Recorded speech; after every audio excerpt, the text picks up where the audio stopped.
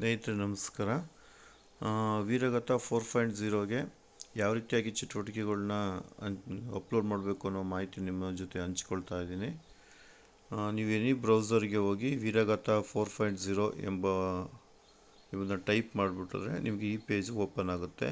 ಇಲ್ಲಿ ವೀರಗತ ಪ್ರಾಜೆಕ್ಟ್ 4.0 ಅನ್ನುವಂಥದ್ರ ಮೇಲೆ ನೀವು ಕ್ಲಿಕ್ ಮಾಡಿ. ಇಲ್ಲಿ ನನ್ನ ಮೈ ಗವರ್ನಮೆಂಟ್ ಅಂತ ಒಂದು ಆಪ್ಷನ್ನ ಕ್ಲಿಕ್ ಮಾಡ್ಕೊಂಡಿದ್ದೀನಿ. ಈ ರೀತಿಯಾದಂಥ ಒಂದು ನಿಮಗೆ ಪೇಜ್ ಓಪನ್ ಆಗುತ್ತೆ. ಅಲ್ಲಿ ಸಬ್ಮಿಟ್ ಯುವರ್ ಎಂಟ್ರಿ ಅನ್ನುವಂಥದ್ರ ಮೇಲೆ ಕ್ಲಿಕ್ ಮಾಡಿ. ಇಲ್ಲಿ this link will take you to an external website ಅಂತ ಇದೆ, ಅದು ಬ್ರೌಸರ್. ಓಕೆ ಅನ್ನು ಕೊಡಿ.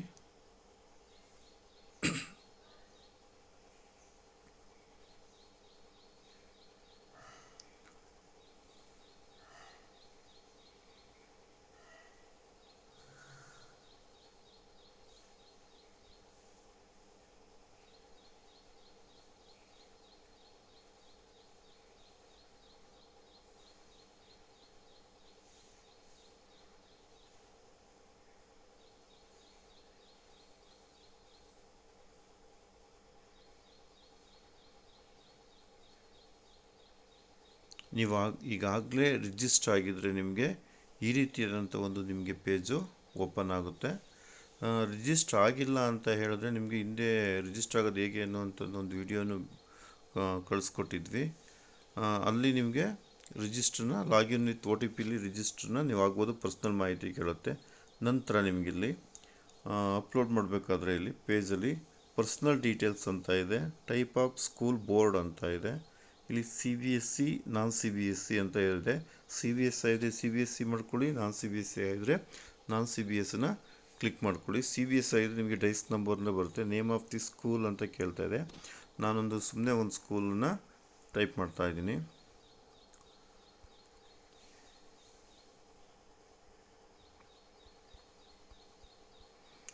GHPS ಜೋಗಿಪುರ ಅಂತ. ಸ್ಟೇಟ್ನ ಸೆಲೆಕ್ಟ್ ಮಾಡ್ತಾ ಇದ್ದೀನಿ. ಸ್ಕ್ರಾಲ್ ಮಾಡಿ ಕರ್ನಾಟಕವನ್ನು ಆಯ್ಕೆ ಮಾಡ್ಕೊಂಡಿದ್ದೀನಿ. ನೇಮ್ ಆಫ್ ದಿ ಬೋರ್ಡ್ ಇದೆ.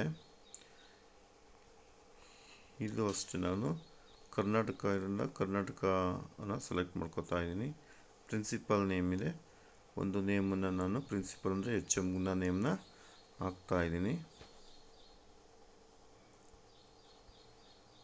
ನೆಕ್ಸ್ಟ್ ಇಮೇಲ್ ಅಡ್ರೆಸ್ಸನ್ನು ಕೇಳುತ್ತೆ. ನೀವು ಇಮೇಲ್ ಅಡ್ರೆಸ್ಸನ್ನು ಟೈಪನ್ನು ಮಾಡೋಣ.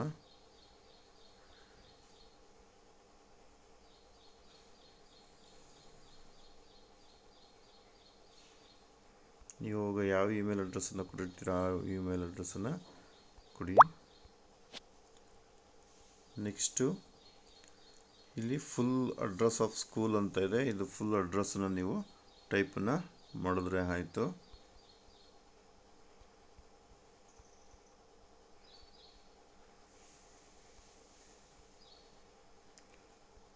ಯಾವ ತಾಲೂಕು ಎಲ್ಲವನ್ನು ಟೈಪ್ ಮಾಡಿ. ನೆಕ್ಸ್ಟ್ ಡಿಸ್ಟಿಕ್ಕನ್ನು ಸೆಲೆಕ್ಟ್ ಮಾಡ್ಕೊಳ್ಳಿ. ಹಾಸನ ಮಾಡ್ಕೋತಾ ಇದ್ದೀನಿ. ಸ್ಕೂಲ್ ಮ್ಯಾನೇಜ್ಮೆಂಟನ್ನು ಸೆಲೆಕ್ಟ್ ಮಾಡ್ಕೊಳ್ಳಿ. Government or private. ನಾನು ಗೌರ್ಮೆಂಟ್ ಮಾಡ್ಕೋತೀನಿ. ಮೊಬೈಲ್ ನಂಬರ್ನ ಹಾಕಿ. ನಾನೊಂದು ಸುಮ್ಮನೆ ನಿಮಗೆ ತೋರಿಸೋದಕ್ಕೆ ಮಾಡ್ತಾ ಇರೋದ್ರಿಂದ ನಾನೊಂದು ಸುಮ್ಮನೆ ಮೊಬೈಲ್ ನಂಬರ್ನ ಹಾಕ್ತಾಯಿದ್ದೀನಿ. ನೆಕ್ಸ್ಟ್ ಅಂತ ಇದೆ.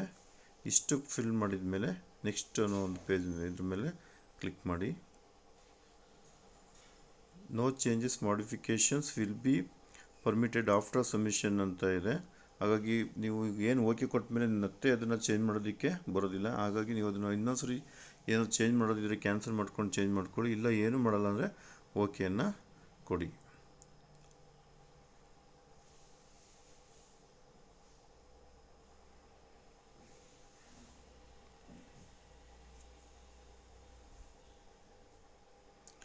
ನಿಮಗೆ ಈ ರೀತಿಯಾದಂಥ ಒಂದು ಪೇಜ್ ನಿಮಗೆ ಓಪನ್ ಆಗುತ್ತೆ.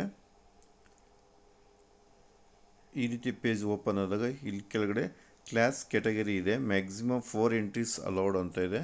ನೀವು ಒಂದು ಶಾಲೆಯಿಂದ 4 ಎಂಟ್ರಿಗಳನ್ನ ನೀವು ಮಾಡ್ಬೋದು. ಒಬ್ಬರು ರಿಜಿಸ್ಟರ್ ಆಗಿದ್ರು. ಮಕ್ಕಳು ಆದರೆ ಎಲ್ಲ ಮಕ್ಕಳು ರಿಜಿಸ್ಟರ್ ಆಗಿರಬೇಕು. ಇಲ್ಲಿ ಕ್ಯಾಟಗರಿಯನ್ನು ನಾವು ಸೆಲೆಕ್ಟ್ ಮಾಡ್ಕೋಬೇಕು. ಕ್ಲಾಸ್ 3rd to 5th ಅಥವಾ 6th to 8th ಅಥವಾ ಕ್ಲಾಸ್ 9th to 10th ನೀವು ಕ್ಯಾಟಗರಿಯನ್ನು ಆಯ್ಕೆ ಮಾಡ್ಕೋಬೇಕಾಗುತ್ತೆ. ಅಂದರೆ ಯಾವ ತರಗತಿಯ ಒಂದು ಚಟುವಟಿಕೆನ ನೀವು ಅಪ್ಲೋಡ್ ಮಾಡ್ತಾ ಇರೋಂಥ. ನೀವು LPS ಆಗಿದ್ದರೆ 3ರಿಂದ 5ನೇ ತರಗತಿಗೆ 4 ಚಟುವಟಿಕೆಗಳನ್ನ ಅಪ್ಲೋಡ್ ಮಾಡಬೇಕಾಗುತ್ತೆ. ಅಥವಾ ನಿಮ್ಮದು HPS 1 to 7th ಇರೋ ಸ್ಕೂಲ್ ಆಗಿದ್ದರೆ 3ರಿಂದ 5ನೇ ತರಗತಿಗೆ 2, 6ರಿಂದ 7ನೇ ತರಗತಿಗೆ 2 ಅಪ್ಲೋಡ್ ಮಾಡಬೇಕಾಗುತ್ತೆ. ಒಂದು ವೇಳೆ ಹೈಸ್ಕೂಲ್ ಆಗಿದ್ದರೆ ಅಲ್ಲಿ ನೀವು 8ರಿಂದ 1 ಮತ್ತು 9th to 10th 3 ಅಪ್ಲೋಡ್ ಮಾಡಬೇಕಾಗುತ್ತೆ.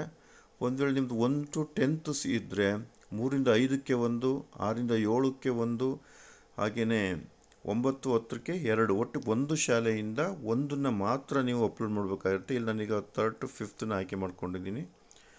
ನಂತರ ಆಯ್ಕೆ ಮಾಡ್ಕೊಂಡ ತಕ್ಷಣ ನಿಮಗೆ ಈ ರೀತಿಯಾದಂಥ ಒಂದು ಪೇಜ್ ನಿಮಗೆ ಓಪನ್ ಆಗುತ್ತೆ. ಆ್ಯಕ್ಟಿವಿಟಿ ಕೇಳ್ತಾ ಇದೆ. ಆ್ಯಕ್ಟಿವಿಟಿ ಏನನ್ನ ಮಾಡ್ತಾಯಿರಂತ, ಪೊಯಮ್ ಮಾಡ್ತಾಯಿದ್ದೀರಾ, ಪ್ಯಾರಾಗ್ರಾಫ್ ಮಾಡ್ತಾಯಿದ್ದೀರಾ, ಅಥವಾ ಪೇಂಟಿಂಗ್ ಅಥವಾ ಡ್ರಾಯಿಂಗನ್ನು ಅಪ್ಲೋಡ್ ಮಾಡ್ತಾಯಿರಂತ. ನೀವು ಇನ್ನು 6th ಮತ್ತು ಹೈಸ್ಕೂಲ್ಗೆ ಬಂದರೆ ಇನ್ನೊಂದನ್ನು ಕೇಳುತ್ತೆ, ಮಲ್ಟಿಮೀಡಿಯಾ ಪ್ರೆಸೆಂಟೇಷನ್ ಅನ್ನೋ ಇನ್ನೊಂದು ಆಪ್ಷನ್ ನಿಮಗೆ ಕೇಳುತ್ತೆ.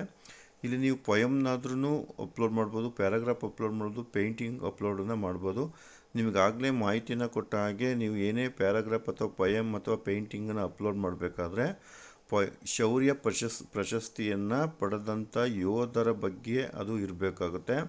ಪ್ಯಾರಾಗ್ರಾಫ್ ಬರೆಯುವಾಗಲೂ ಅಷ್ಟೇ ಸುಮ್ಮನೆ ಶೌರ್ಯ ಪ್ರಶಸ್ತಿ ಪಡೆದ ವಿಜೇತರ ಜೀವನ ಚರಿತ್ರೆಯನ್ನು ಬರೆಯುವಂಥದ್ದಲ್ಲ.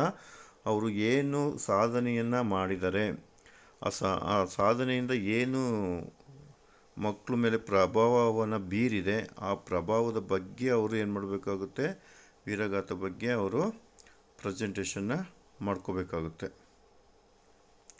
ಏನೇನು ಪ್ರಬಂಧಕ್ಕೆ ವಿಷಯಗಳನ್ನ ಬರಿಬೋದು ಅಂತ ಅಂದರೆ ನಿಮಗೆ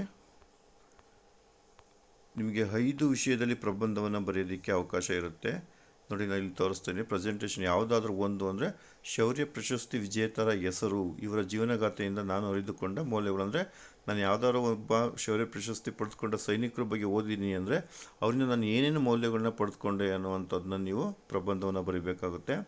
ಇಲ್ಲಾಂದರೆ ನಾನು ರಾಷ್ಟ್ರಕ್ಕಾಗಿ ಅತ್ಯುನ್ನತ ತ್ಯಾಗ ಮಾಡಿದರೆ, ಯಾರೋ ಒಬ್ಬ ಸೈನಿಕರು ತ್ಯಾಗ ಮಾಡಿದ್ದಾರೆ, ಅವರ ನೆನಪುಗಳು ಜೀವಂತವಾಗಿ ನನಗೆ ಅವಕಾಶ ನೀಡಿದರೆ ನಾನು ಕೂಡ ಅವ್ರ ರೀತಿ ಹೇಗೆ ಸೈನ್ಯದಲ್ಲಿ ಸೇವೆಯನ್ನು ಮಾಡ್ತೀನಿ ಅನ್ನೋವಂಥ ಒಂದು ಪ್ರಬಂಧವನ್ನು ಬರೀಬೇಕಾಗುತ್ತೆ.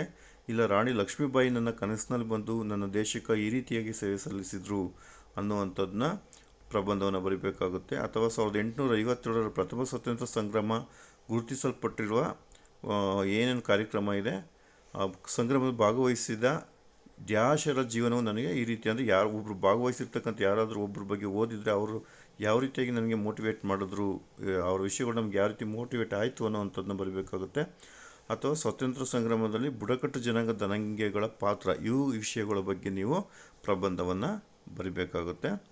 ನಂತರ ಪ್ರಬಂಧಗಳು ಅಷ್ಟೇ ನೋಡಿ, 3ರಿಂದ 5ನೇ ತರಗತಿಗೆ 150 ಪದ, 6ರಿಂದ 8ನೇ ತರಗತಿ 300 ಪದ, 9ರಿಂದ 10ನೇ ತರಗತಿ 750 ಪದಗಳು. ಈ ರೀತಿಯಾದಂಥ ಒಂದು ನಿಮ್ಮ ಪ್ರಬಂಧಗಳು ಇರಬೇಕಾಗುತ್ತೆ. ಇನ್ನು ಪೇಂಟಿಂಗು ಅಷ್ಟೇ, ಅದು ಸೈನಿಕರು ಹೋರಾಡ್ತಿರ್ತಕ್ಕಂಥ ಒಂದು ಚಿತ್ರದ ಕಲ್ಪನೆಗಳನ್ನ ಮಾಡಿಕೊಂಡು ನೀವು, ಅಥವಾ ನಿಜವಾದ ಘಟನೆಗಳನ್ನ ಬಿಂಬಿಸೋ ರೀತಿಯಾಗಿ ನೀವು ಆ ಒಂದು ಚಿತ್ರಗಳನ್ನ ನೀವು ಆ್ಯಕ್ಟಿವಿಟಿನ ಮಾಡ್ಕೋಬೇಕಾಗುತ್ತೆ. ಇಲ್ಲಿ ನಾನೀಗ ಪ್ಯಾರಾಗ್ರಾಫ್ ಅಂತ ಒಂದು ಇದನ್ನು ಸೆಲೆಕ್ಟನ್ನು ಮಾಡ್ಕೋತಾ ಇದ್ದೀನಿ. ಇಲ್ಲಿ ನೋಡಿ, ಅಪ್ಲೋಡ್ ಆ್ಯಕ್ಟಿವಿಟಿ ಹೇಗಿರಬೇಕು ಅಂದರೆ JPEGಲಿರಬೇಕು, ಅಥವಾ JPG ಅಥವಾ PDF ಅಪ್ ಟು 4 MB ಕೂಡ ನೀವು ಅಪ್ಲೋಡನ್ನ ಮಾಡ್ಬೋದು. ಇಲ್ಲಿ ಚೂಸ್ ಫೈಲ್ ಅಂತ ಇದೆ, ನಿಮ್ಮ ಫೋನಲ್ಲಿ ಆಲ್ರೆಡಿ ನೀವು ಅದನ್ನು PDF ಅಥವಾ JPGಲಿ ಅದನ್ನು ರೆಡಿ ಸಿದ್ಧವಾಗಿ ಮಾಡಿಟ್ಕೊಂಡಿರಬೇಕಾಗುತ್ತೆ. ನೆಕ್ಸ್ಟು ಟಾಪಿಕ್, ನಾನು ಅದನ್ನು ಆಮೇಲೆ ಹೇಳ್ತೀನಿ ನಾನು ನಿಮಗೆ. ನೆಕ್ಸ್ಟು ಟಾಪಿಕ್ ಯಾವುದ್ರ ಬಗ್ಗೆ ಅಂದರೆ, ಈಗ ನಾನು ನಿಮ್ಗೆ ಹೇಳಿದೆ ನಾನು ಯಾವುದೋ ಒಂದು ಶೌರ್ಯ ಪ್ರಶಸ್ತಿ ಪಡೆದಿರ್ತಕ್ಕಂಥವ್ರ ಬಗ್ಗೆ ಅಂತ, ಅಥವಾ ಯಾವುದಾದ್ರು ಪ್ಯಾರಾಗ್ರಾಫ್ ಯಾವ್ರ ಬಗ್ಗೆ ಬರೀ 5 ನಿಮಗೆ ಟಾಪಿಕ್ ಹೇಳಿದ್ನಲ್ಲ, ಅದರಲ್ಲಿ ಯಾವ ಟಾಪಿಕ್ಕನ್ನು ಆಯ್ಕೆ ಮಾಡ್ಕೊಂಡಿದ್ದೀರ ಅನ್ನೋಂಥದ್ದನ್ನ ಬರಿಬೋದು. ಲ್ಯಾಂಗ್ವೇಜ್ ಅಷ್ಟೇ, ನಮಗೆ ನೀವು ಯಾವುದೇ ಭಾಷೆಯಲ್ಲೂ ಕೂಡ ನೀವು ಬರೆಯೋದಕ್ಕೆ, ಕನ್ನಡ, ಇಂಗ್ಲೀಷ್, ಹಿಂದಿ, ತಮಿಳು, ತೆಲುಗು ಯಾವುದರಲ್ಲಾದರೂ ಕೂಡ ನಿಮಗೆ ಬರೆಯೋದಕ್ಕೆ ಅವಕಾಶ ಇದೆ. ನಾನಿಲ್ಲಿ ಕನ್ನಡ ಅಂತ ಟೈಪ್ ಮಾಡ್ತಾ ಇದ್ದೀನಿ. Next name of the student, ಇಲ್ಲಿ ಯಾವ ಸ್ಟೂಡೆಂಟ್ನ ನಾವು ಅಪ್ಲೋಡ್ ಮಾಡ್ತಾಯಿದ್ದೀವಿ ಆ ಒಂದು ಸ್ಟೂಡೆಂಟ್ ಅಂತ ನಾವು ಅಪ್ಲೋಡ್ನ ಬರಿಬೇಕಾಗುತ್ತೆ, ಹೆಸರನ್ನ ಟೈಪ್ ಮಾಡಬೇಕಾಗುತ್ತೆ. ನೆಕ್ಸ್ಟು ಅವರ ಫಾದರ್ ನೇಮನ್ನು ನಾವು ಬರಿಬೇಕಾಗುತ್ತೆ. ನೆಕ್ಸ್ಟು ಡೇಟ್ ಆಫ್ ಬರ್ತ್ ಕೇಳ್ತಾ ಇದೆ. ಇಲ್ಲಿ ನಾವು ಡೇಟ್ ಆಫ್ ಬರ್ತನ್ನು ನಾನು ಯಾವುದೋ ಒಂದು ಡೇಟನ್ನು ನಾನು ಸೆಲೆಕ್ಟನ್ನು ಮಾಡ್ಕೋತಾ ಇದ್ದೀನಿ.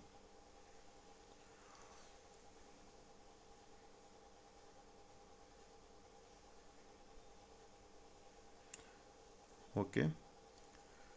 ಜೆಂಡರ್ ಕೇಳ್ತಾ ಇದೆ, ಜೆಂಡರ್ನ ನಾವು ಮೇಲ್ ಕೊಡ್ತಾ ಇದ್ದೀನಿ. ಕ್ಲಾಸ್ ಕೇಳ್ತಾ ಇದೆ, ಇಲ್ಲಿ 4 to 5th ಹಾಕಿರಿಂದ ಆ ಕ್ಲಾಸ್ ಒಳಗಡೆ ಮಗು ಇರಬೇಕು.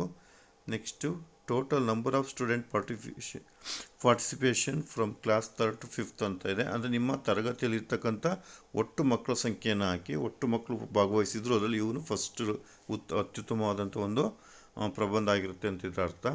ಈಗ ನನ್ನ ತರಗತಿ 5th 3rd to 5th ಒಟ್ಟು ಎಷ್ಟು ಮಕ್ಕಳಿದ್ದಾರೆ ಅಷ್ಟು ಮಕ್ಕಳನ್ನ ನಾನೊಂದು ಟೈಪನ್ನು ಮಾಡಿ ಹಾಕ್ತಾಯಿದ್ದೀನಿ. ನೆಕ್ಸ್ಟ್ ಇಷ್ಟು ಆದಮೇಲೆ ಚೂಸ್ ಫೈಲ್ ಅಂತ ಇದೆ. ಇಲ್ಲಿ ನೀವು ಸೆಲೆಕ್ಟ್ ಮಾಡ್ಕೊಂಡಿರೋದು ಫೈಲ್ಸಿಗೆ ಹೋಗಿ ಬ್ರೌಸಿಗೆ ಹೋಗಿ ಇಲ್ಲಿ ನೀವು ಮಾಡ್ಕೊಂಡಿರ್ತಕ್ಕಂಥ ನಿಮ್ಮ ಒಂದು ಏನು PDF ಮಾಡ್ಕೊಂಡಿರ್ತೀರ ಆ ಒಂದು PDF ಮಾಹಿತಿ ಇರುತ್ತೆ. ಅದನ್ನು ಸೆಲೆಕ್ಟ್ ಮಾಡ್ಕೊಂಡ್ರೆ ಅಲ್ಲಿ ಆಗುತ್ತೆ. ನಾನು ಸುಮ್ಮನೆ ಇದನ್ನು ಡಮ್ಮಿಯಾಗಿ ಮಾಡಿರೋದ್ರಿಂದ ನೋಡಿ ಆಗಿದೆ. ಈಗ ನಾವಿಲ್ಲಿ ಸಬ್ಮಿಟ್ ಕೊಟ್ಟರೆ ಅದು ತಗೊಳ್ಳುತ್ತೆ ನೋಡಿ. ಇಲ್ಲೂ ಅಷ್ಟೇ ಕೇಳುತ್ತೆ, no changes modification will be permitted after submission. ನೀವು ಹಾಕಿದ ಮೇಲೆ ಚೇಂಜಸ್ನ ಮಾಡೋಕ್ಕೆ ಆಗಲ್ಲ ಅಂತ. ಯಾವುದೇ ಫೀಲ್ಡನ್ನು ಖಾಲಿ ಬಿಡಬಾರ್ದು.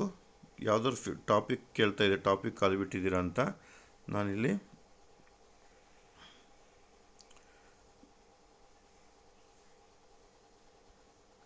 ಪ್ರಥಮ ಸ್ವಾತಂತ್ರ್ಯ ಸಂಗ್ರಾಮ ಅಂತ ಹಾಕ್ತಾಯಿದ್ದೀನಿ. ಪ್ರಥಮ ಸ್ವಾತಂತ್ರ್ಯ ಸಂಗ್ರಾಮ.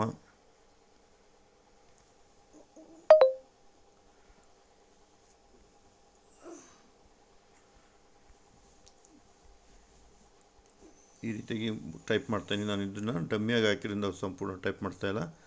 ಓಕೆನಾ ಕೊಡಿ.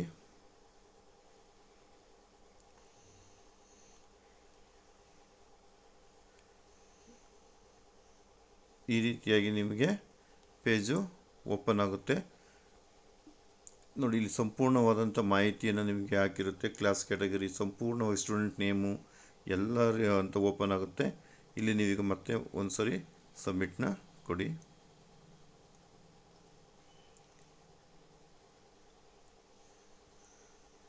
ಎಲ್ಲ ಫಿಲ್ ಆಗಿದೆಯಲ್ಲ.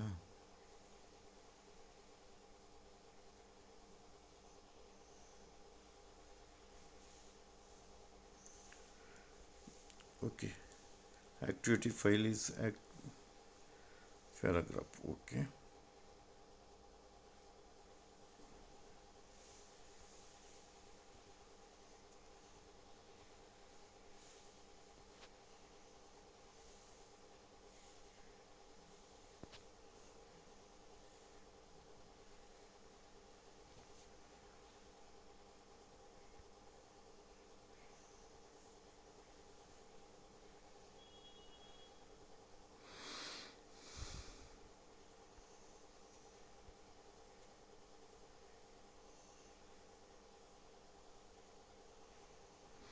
ಇಲ್ಲಿ ಫೈಲ್ನ ನಾನು ಸೆಲೆಕ್ಟ್ ಮಾಡಲಿಲ್ಲ, ಸುಮ್ಮನೆ ಒಂದು ಡಮ್ಮಿ ಫೈಲ್ನ ಹಾಕ್ತಾಯಿನಿ, ಆಗಾಗ ತೊಗೊಳ್ತಾ ಇಲ್ಲ.